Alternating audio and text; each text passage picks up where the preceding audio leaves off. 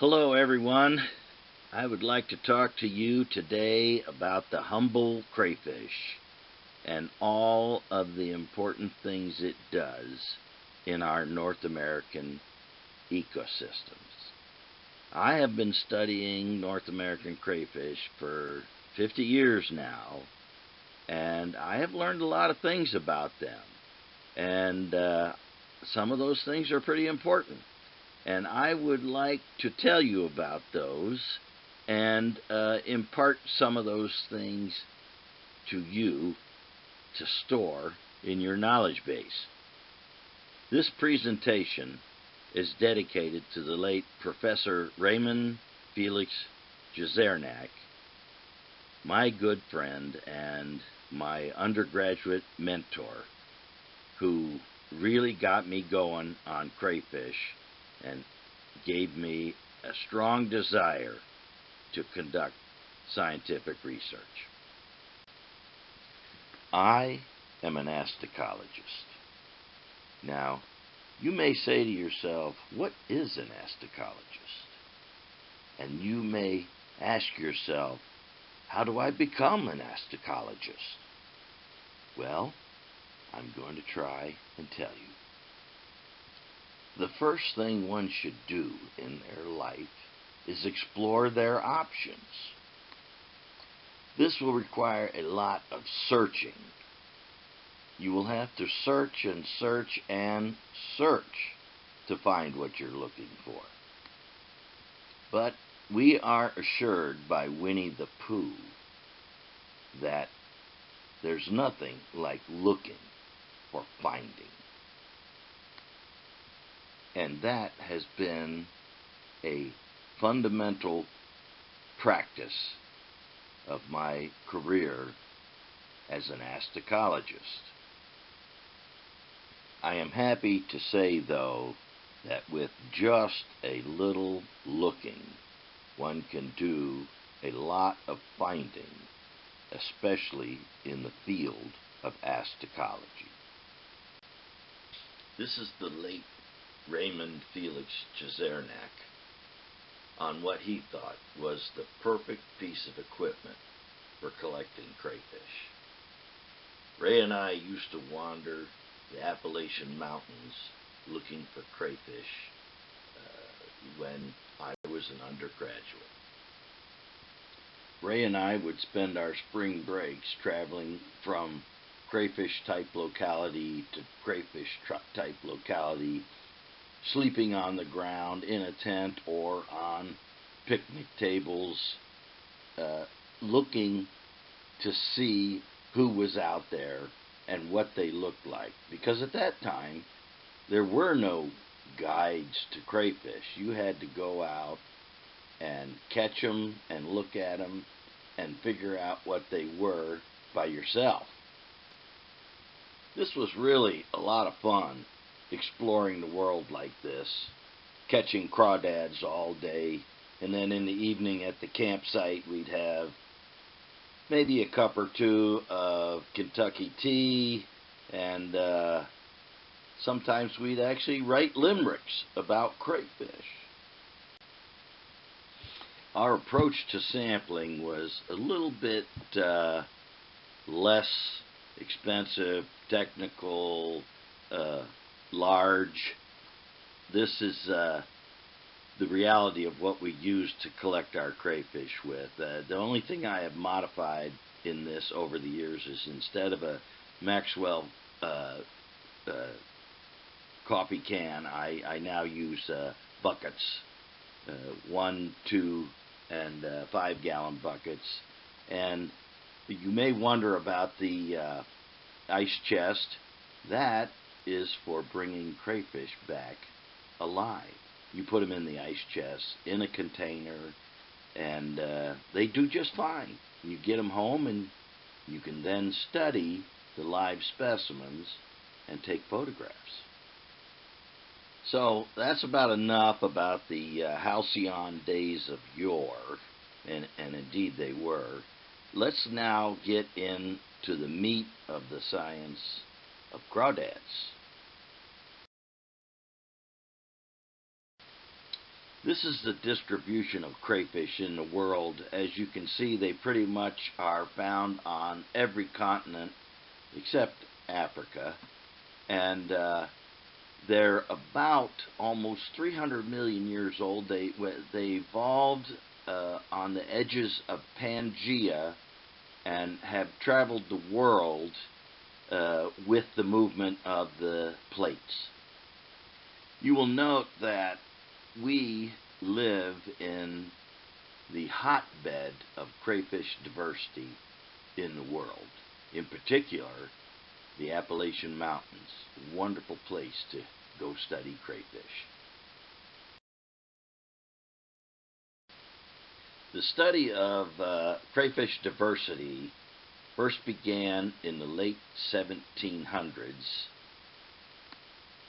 The understanding of crayfish taxa and the associated diversity was, it started out pretty slow in the beginning, but then in the 1940s, Dr. Horton H. Hobbs entered the field and revolutionized people's understandings of just how many species were out there. You might say he kind of gave us an idiot slap.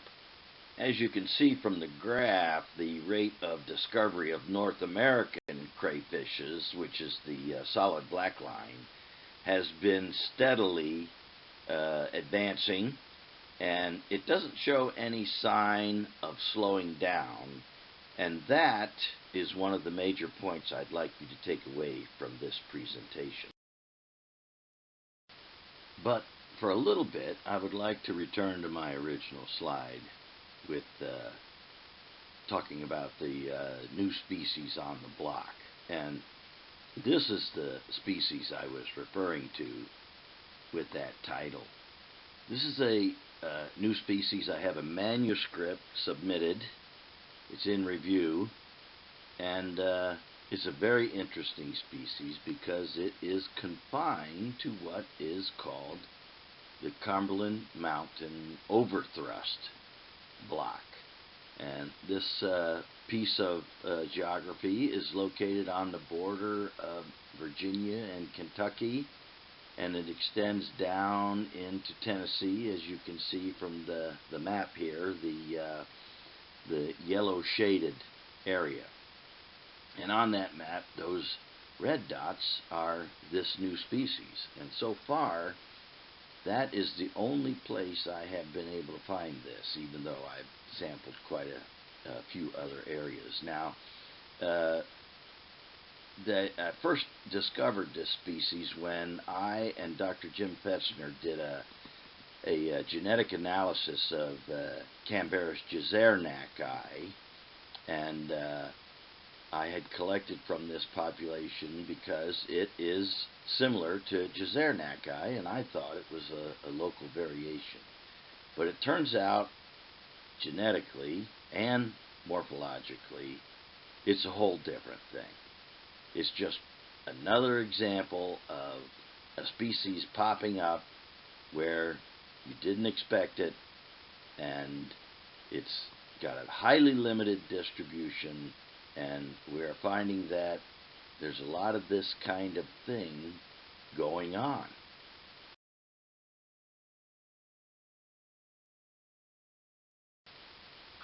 And here is another species, an undescribed species, that I have discovered in that area near the Cumberland Mountain Overthrust block, just to the north and west. And this species is a burrowing species that lives out in the high clay content soils that have resulted from the erosion of the surrounding mountains. I am describing this as a single species, though if you look at the map you will note there are orange dots and blue dots, and those two sets of dots are separated by a genetic distance that could be considered enough to designate species. But there's no way to tell this thing physically from each other, these two populations from each other. So I'm going to keep it as one species and refer to those two populations as evolutionarily significant units. During my career, I have described or participated in describing 17 new species, either as a senior author or as a junior author. And at this time, I have 3 other species in manuscript form. One has been submitted, one is almost ready to submit, and one is waiting for the write-up of the genetic results. Now, I will say this. There are a lot more undescribed species that I know of, and I am fairly certain that given the fact that I'm 70 years old and I don't have that much more time to go, I seriously doubt that I will even get a quarter of what I have on my list done. The previous 2 examples are nice anecdotes of undescribed species of crayfish being discovered. Let's take a look now at some larger studies that have endeavored to decipher the taxonomy of, say, individual crayfish species or groups of species. In this example, Astacologist et al. In 2012 published on a study they conducted on the genus Phallicambarus. They were not looking for new species. They were really trying to determine if the 2 subgenera of Phallicambarus were worthy of being elevated to generic rank. They did find that. They found that Phallicambarus was one group of the species, and then the other subgenus, Cricerinus, was another. But what was interesting in their work was that there are 12 possible new species in their data. So they didn't go looking for the 12, but they did find them. Hurt et al. 2019 examined Cambarus dewisei, a burrowing species that relies on springs and seeps in the Appalachian Mountains. The species is found in colonies that are small in number and widely separated on the landscape. A total of 13 possible species were identified, one of which is the blue species shown earlier in this slideshow that is in manuscript preparation for description. A surprising find in the study was that Cambarus cimatalis, chosen as a outgroup for comparison to dewisei, being a close relative of dewisei, was actually comprised of 2 different populations. Cimatalis is a burrowing species similar to dewisei, and the 2 populations are separated by a ridge, the red line, that apparently has formed a dispersal barrier between them. On the east coast, Cambarus acuminatus is found in streams draining to the Atlantic Ocean from Pennsylvania south to South Carolina. In conversations with Dr. Bronwyn Williams, Dr. Williams agreed to share with me her most recent genetic tree of the species. As you can see, Dr. Williams has done considerable field work to amass this large number of genetic records.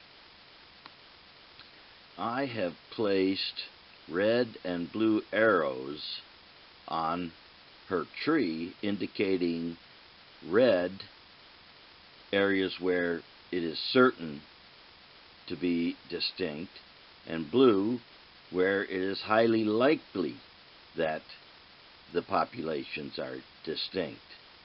Some of the red arrows point to species that have already received a name or been described.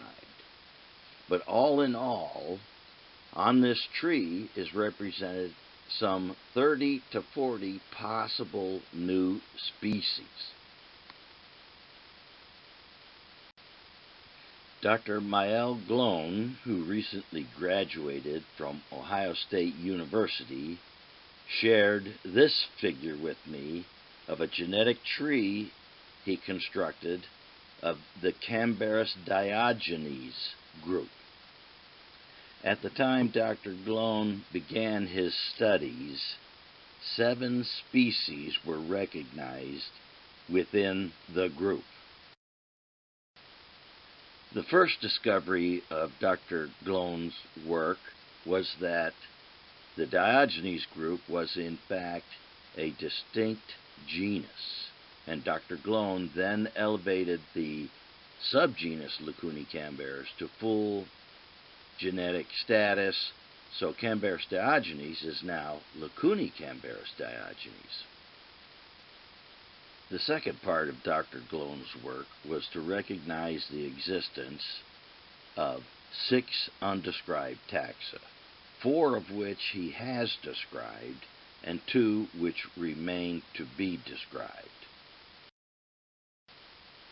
The most recent work of Dr. Glone has been to elevate Leucuni-Cambarus nebraskensis to full species status. Leucuni-Cambarus nebraskensis had previously been considered a synonymy of Cambarus diogenes. So now the Diogenes group is actually comprised of 14 different species, one of which is Cambarus diogenes, a species name that has been used quite liberally in the literature. To put a ecological exclamation point on this work, all of those people who have been researching Heinz emerald dragonfly and reporting that it is an occupant of the burrows of Cambarus diogenes were actually incorrect. Heinz emerald dragonfly does not occupy Cambarus diogenes burrows. Cambarus diogenes is confined to the East Coast, and there are no Heinz emerald dragonflies over there. So, what this means is, all of those studies of the Heinz emerald dragonfly have to be re-examined to find out what species were they actually living with. This is a bit of a mess, if you ask me. People did not really understand what they were dealing with. And now I would like to discuss Cambarus dubius with you, a species that was once considered to be widespread and now is known to be an actual species complex. In 2014, Dr. James Fetzner and I completed a study of Cambarus dubius where we took a range-wide examination of tissue samples to get an idea of how much diversity was found under that name. As we expected, we found a great deal of diversity included under the name Cambarus dubius. Since our work, I, Dr. Fetzner, and some of our colleagues have described 4 new species that were considered to be Cambarus diogenes. There remain 35 other populations that may warrant species recognition in this group. The blue area illustrated here in Pennsylvania, Maryland, and West Virginia is the true range of Cambarus dubius. And here are the 4 new species that we have described since our initial work. So, why does this matter? The large red blob you now see on top of the distribution of this species complex is the coal deposits found in the area, most of which are actively being mined at this moment. On top of those coal deposits live many of the small, localized, highly localized species that have yet to be described. And when they are not described, they're not easy to protect. These undescribed species, which play important roles in terrestrial ecosystems, as they are all burrowing species and found in the woods and on the hillsides, are more than just your ordinary garden variety crawdad. I think of them more along the lines of warblers. The color variation and the beauty of those colors are just dramatic. They're really interesting creatures. A quick review of conservation studies centered around crayfish reveals really just how bad a shape this science is in. In 1990, Master published on North American crayfishes, reporting 300 species and 65% of those being endangered. 1996, Taylor et al. Reported 338 species, 48% of which they considered imperiled. Notice the number of species is going up. In 2007, Taylor et al. Redid their work, reporting 363 species and 47.9% of those being imperiled. I have examined the crayfish species, North American crayfish species, described since Taylor 2007. There have been 58 species described.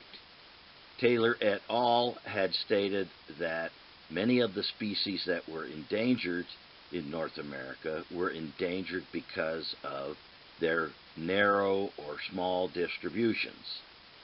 I have found that 40 of those newly described 58 species are also narrowly distributed. And what I have gleaned from this is that we are now finding those species with the smallest distributions, and almost all of those narrowly distributed species are going to be in need of conservation protection. To add a further emphasis to the plight of North American crayfishes, I will point out a endangered species petition filed by the Center of Biological Diversity and several other organizations in 2010, in which they requested 404 southwestern aquatic species be listed. 81 of those species were crayfish. And to date, only 2 of those 81 species have been listed, and in total, the Endangered Species Act lists only 6 species. A couple of quick notes here at the end. In the last 25 years, 118 species of crayfish have been added to the list of North American species. And just so you don't think this is, a North American problem, in 2021, Australian biologists estimated that 500,000 species remain to be described in Australia. And this brings me to something my old graduate advisor, Dr. David Stansberry, used to quote to me when I was starting my crayfish studies at Ohio State. He would frequently quote Louis Agassiz, who at one point in his career was asked why he doesn't study crayfish, and he responded, either North America's crayfish are all one species, or each puddle has its own species. And I'm thinking, that was kind of prescient. I mean, the way I'm running around looking in puddles and finding undescribed species, I'm thinking there's a thread of truth to that statement. So, to summarize what I'm trying to say here, the future of crayfish in North America, there's a problem. You might say, Houston, we have a problem. Many species, when you look at them up close, are not actually species. They're actually species complexes that are comprised of a lot of undiscovered, uncatalogued diversities.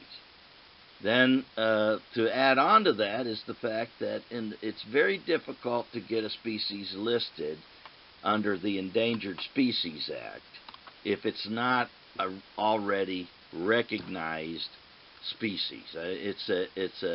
We're already pushing uphill on this, and Fish and Wildlife is not making it any easier on us to get things designated. In my experience, this lack of designation or recognition does create a problem. I once applied to a state to do a conservation study of the Cambarus dubius in their state, which there are many different and highly localized species, and they rejected my grant proposal because in their state, Cambarus dubius was classified as common. Well, yeah, sure it is common. If you take about 5 or 6 or 10 or 12 species and lump them all together, sure, they're common. They're all over the place. There's more problems than just the conservation side of the picture on this, though. If you consider yourself an ecologist and you're studying the ecology of an area, and that study involves crayfish, you may be dealing with several different species and thinking that they're all the same. See, ecology is based on the species concept. You have to know what you've got in order to study it. It's like watching a baseball game where everybody's dressed the same and people keep coming and going from the field and hitting the ball and running around the bases, but they have no numbers on their shirts and you have no idea who they are. And you have no idea how to score the runs or figure out what's going on. So you're kind of flying blind if you don't know what you've got living in your community. We've got to get this taxonomy thing straight, as it is the underpinning of our ecological work. It is the cornerstone that our studies are built on. There are other important things about crayfish that need to be considered. One of the more important is that in some ecosystems, they can transfer 80% of the energy in the ecosystem from the lower levels, such as primary producers, algae, bacteria, fungi, and such, up into the higher levels of the food web, so they're an important energy pathway. And they also, with all this digging and pushing and making of burrows and excavating under rocks, they turn out to be important environmental engineers. I can't number the times that I turned over a rock looking for a crayfish, and it was being occupied by stonecat mad toms, or there was a nest of eggs under it from a minnow, like a blunt-nosed minnow or something like that. And of course, the study of their evolution is really very interesting. It's like working out a mystery novel. And then if you're weird like me, you think they're fun, and a lot of people do. And in fact, many people I have talked to, from old people to little kids, will tell me about one of their important experiences in nature, and how they went out with their uncle or their dad or somebody and caught crayfish under rocks, and how exciting that was. It really, people really make a connection when when what they're looking at fights back a little bit, you know. And of course, I've heard tell that crayfish are singing, that they sing, but I don't know. I don't know anything about that. I've never heard them singing yet, but who knows? I'm going to keep looking. Thank you.